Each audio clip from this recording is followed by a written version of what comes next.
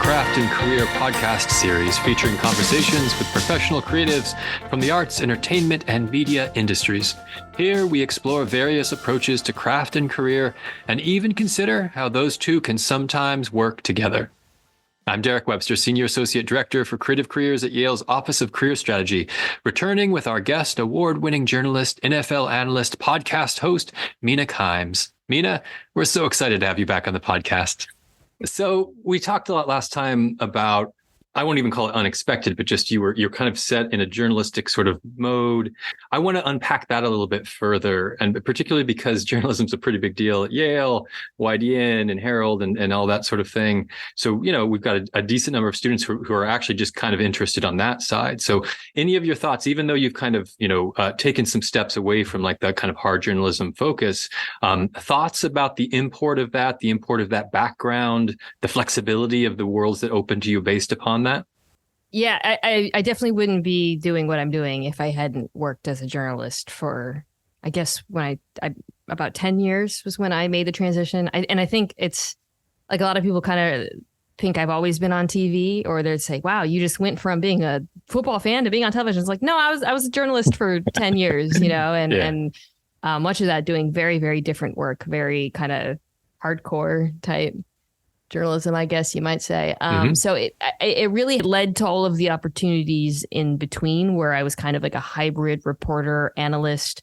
It gives you, when you're not a former player, sense of expertise to draw on. You can say, well, I covered this team, so I can give my opinion about this team, right? Or I covered the sport for a while or whatnot.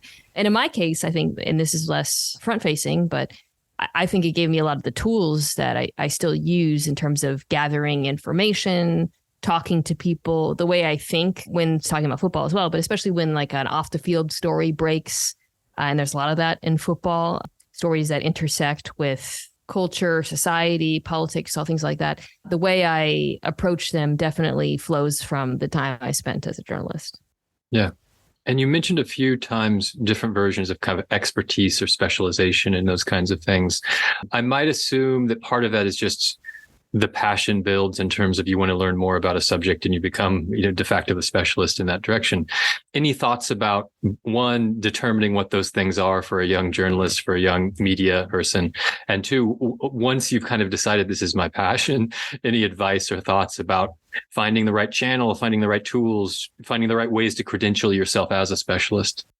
You got to be obsessive about it. I mean, like if you, let's say you're sports analytics, or, you think that might be a way for you to kind of get into a media career, you have to read everything. You have to listen to everything. You have to use social media to try to be in dialogue with the people, figure out who the voices are.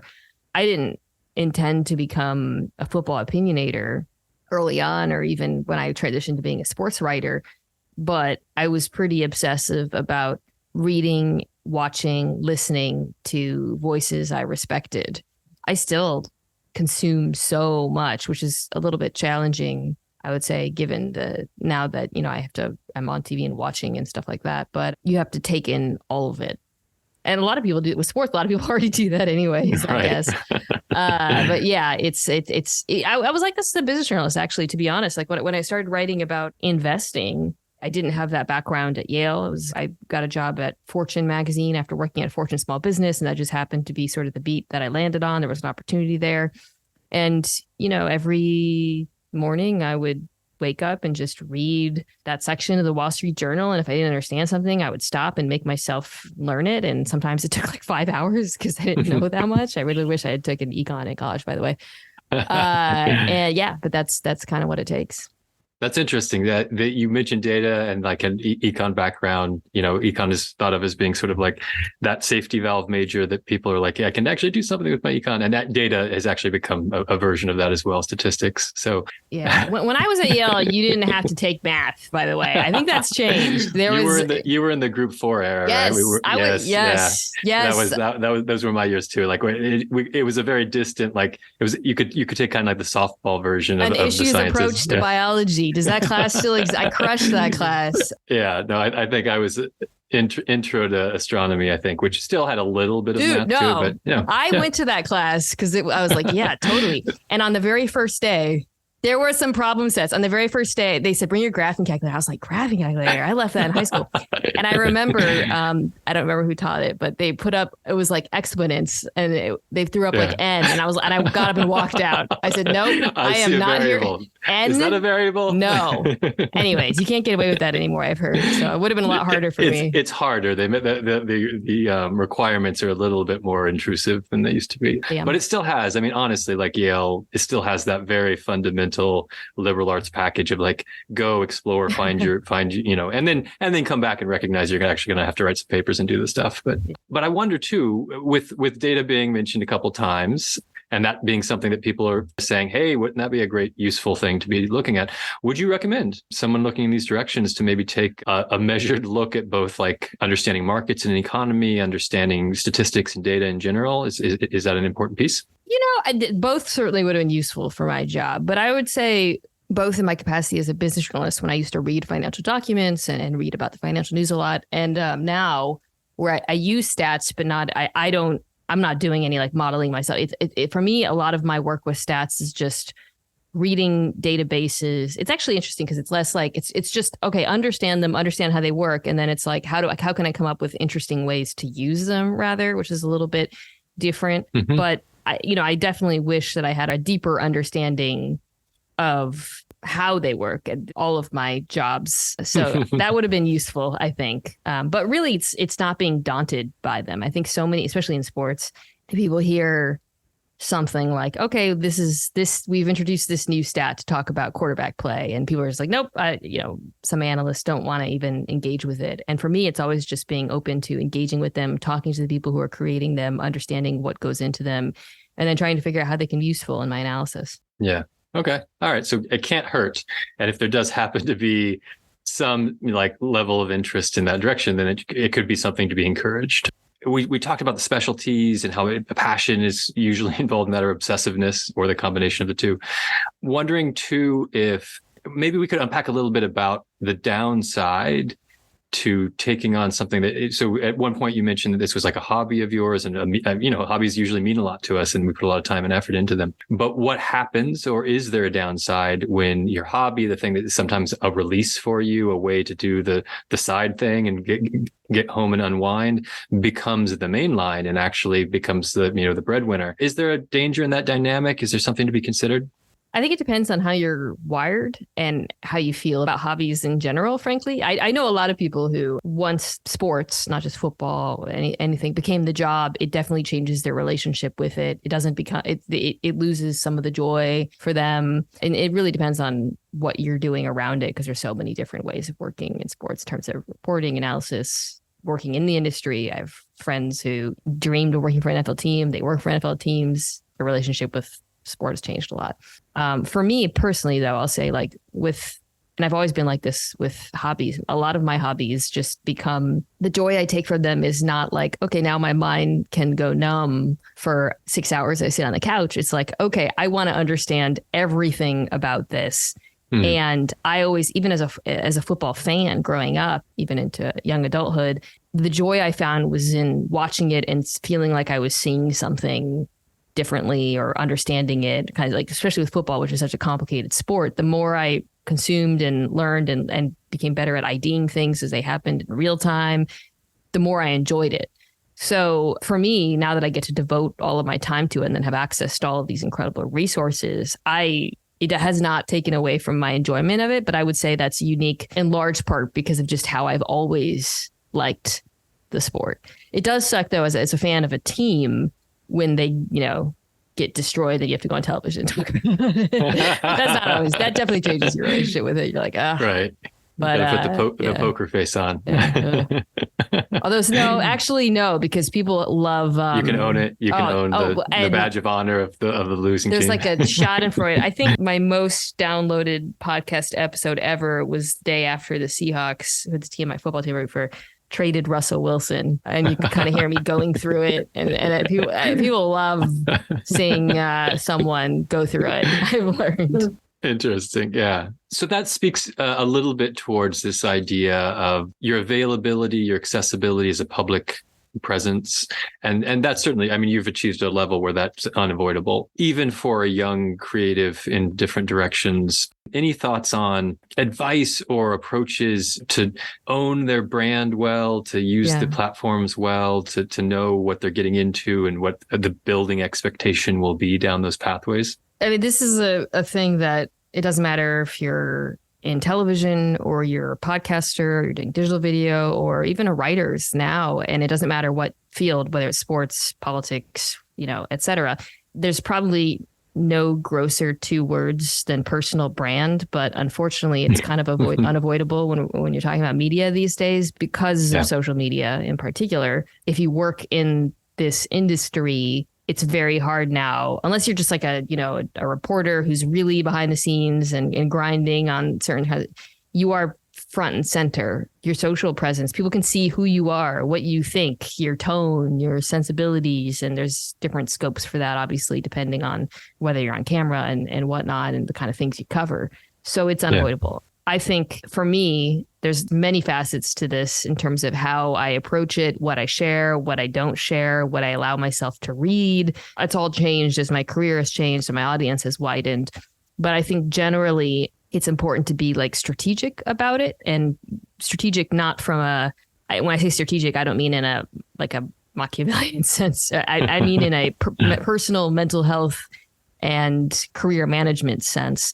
Recognizing what are the things that I feel comfortable sharing, what are the things that are important, what are the things where I like the kind of feedback I get, and being very deliberate, and also being conscious of not, compartmentalizing, recognizing that I'm, you don't want to live your life in such a way where it's geared entirely towards that aspect of your career. These are things that the current generation of students, however, has already wrestled with their entire lives, which is what's very different from my generation.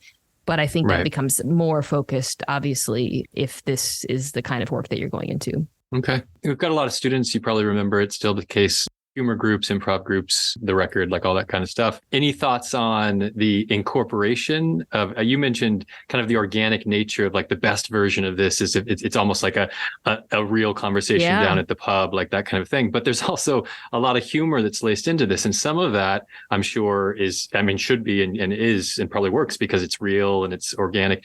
Is there a version of you're kind of, there is some improv involved. There is some being funny. There is some bringing stuff in. Any thoughts about layering in the humor and having the right mix of it? Yeah, it's really important for my job in particular. I think writing too, though, and podcasting and for certainly, but definitely being on television is choosing your spots to show personality, to make jokes. And it's, I think, a pretty similar skill set from what I understand to doing improv or being a performer. I'm on my maternity leave, but I went on TV yesterday and I joined my colleagues at NFL Live, and Ryan Clark, former football player. We were talking about a football concept, and he made this really funny analogy where he was comparing it to my baby. I won't get into it, but it was really, really funny. Okay. And someone asked me afterwards, they were like, does he write those beforehand? And I was like, no. He is one of the smartest, quickest people, but it's not the substance of what he does. He's really, really, really good at analysis, and that's the core. But it is sort of that final thing, that little thing that elevates what he does. And I think that that's true of a lot of industries. I think with humor, unless outside of comedy, I mean, where it's like, okay, this person's really, really great at talking about movies, or they're really great writing about politics or whatever. But if there's just like a little bit of either improvised or written humor on top of it, I think it kind of takes it to the next level. Great. Okay. That makes sense. So maybe with last question, then I'll come back around to kind of practical advice that you can, kind of specifically give. We talked a little bit about like with the social media and those sorts of things, some of the difficulties that can be involved. Any particular difficulties that you run into within this industry? Very, how do I put this? I was about to say it in a very, it almost felt like self-aggrandizing to say that one of the things that is most known about me is how much men on the internet, I was about to cuss. I don't know if we can cuss on this podcast.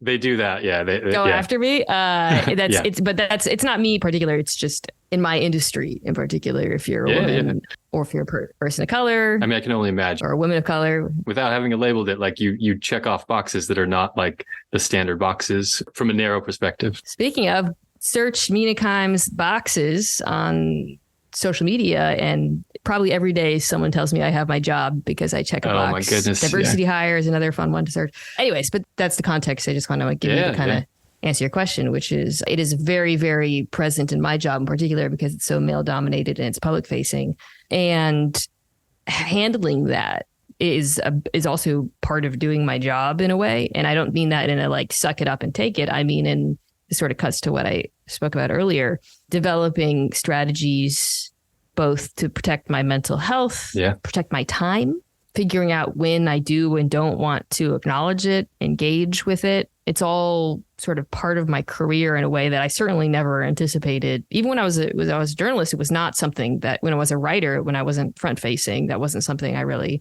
dealt with at all. It's something that I think, we were all kind of dealing with as a society, obviously negativity and that kind of thing. But I think my job's a little bit, it is pretty unique in that regard. I think also sports, though, in general, you don't have to be a woman. It's a pretty nasty place on the internet. I mean, my male colleagues who are on TV and are podcasters get just, it's the negativity is like astounding because people are so passionate about it and so vocal about it on the internet. In terms of how I actually handle it, it's really evolved over time as my audience has grown. I used to see everything and I used to sort of read stuff and take it in and reply to it. Now I probably see about 2% of the things that are said to me or about me on the internet. And that's for the reasons that I mentioned.